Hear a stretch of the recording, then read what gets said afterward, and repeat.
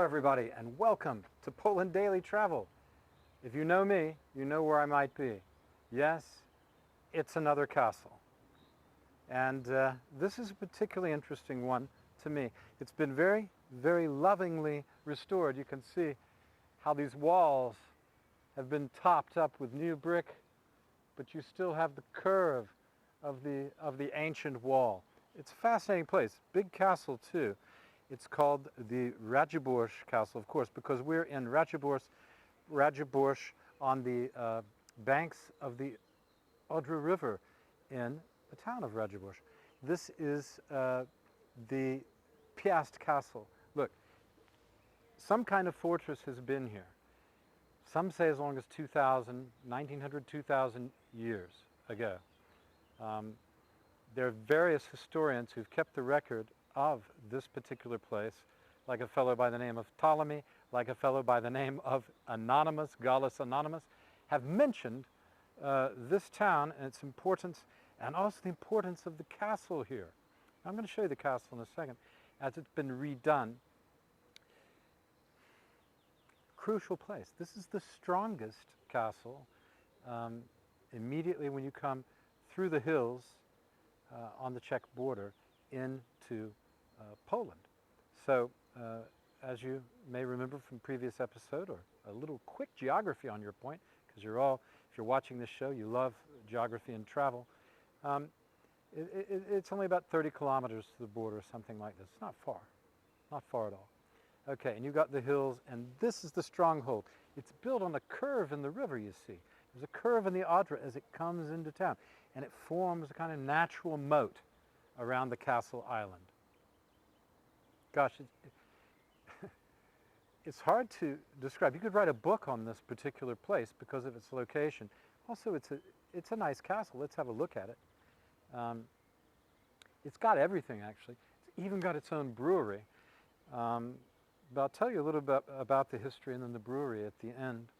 You know, this area has been contested by so many different people over time. Slavs of all description, of course, and Celts too, from at least 2,000 or so years ago. Celts, of course, were famously some of the oldest settlements were made by Celts in this particular part of the world, and then they moved, as you know, to the west, and famously became Scots and Irish and Welsh and other groups. Okay, so this area, because of its strategic location near the hills, on this curve in the Odra River, is made it extremely formidable and extremely important to hold, because you're controlling trade. You see, you're controlling, and when you control trade, you control people's lives. You're controlling the trade, you control their lives. Something to think about, isn't it? Right. So who was fighting over this? Well, you had the Czechs, you had the Bohemians, you had Hungarians, Poles, of course, later the Germans. It's been because of its strategic location, this area of Silesia, it's famous for conflict, isn't it? It's famous for being prized for its salt, for its coal, for its energy and its properties of preservation of food.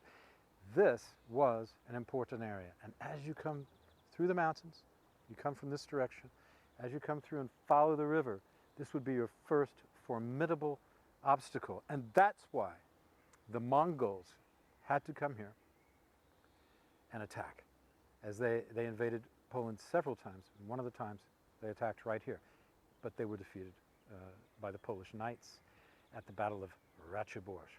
So the Mongols, fearsome as they were, they didn't always win.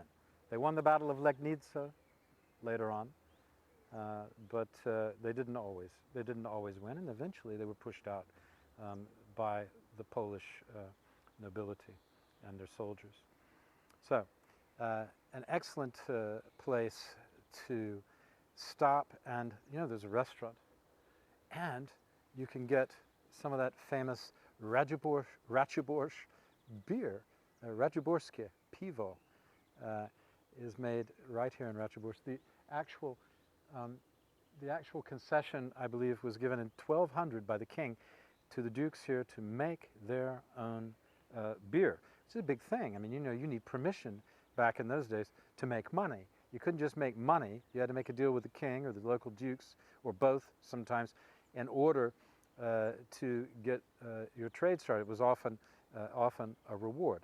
Anyway, the people in this castle got permission to make beer. It was part of later the Magdeburg Charter, which provided trade rules for cities. When you got the Magdeburg Charter, it meant that you could trade, you had permission to trade from the Holy Roman Emperor. How about that? And you thought you had troubles. It's all true.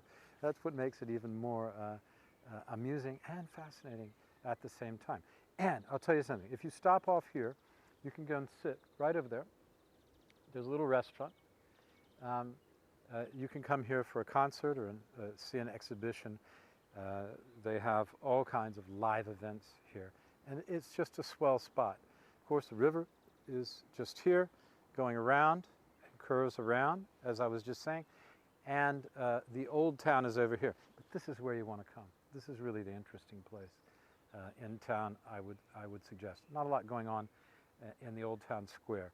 It's a hodgepodge of communist era architecture and refashioned buildings not quite finished off. Reminds me a lot of Jelenia Góra, but they've gone further with the remodeling there and created something special in their old town square. Now, or Opola for that matter, which is the city, as I said, up the river. Important city too.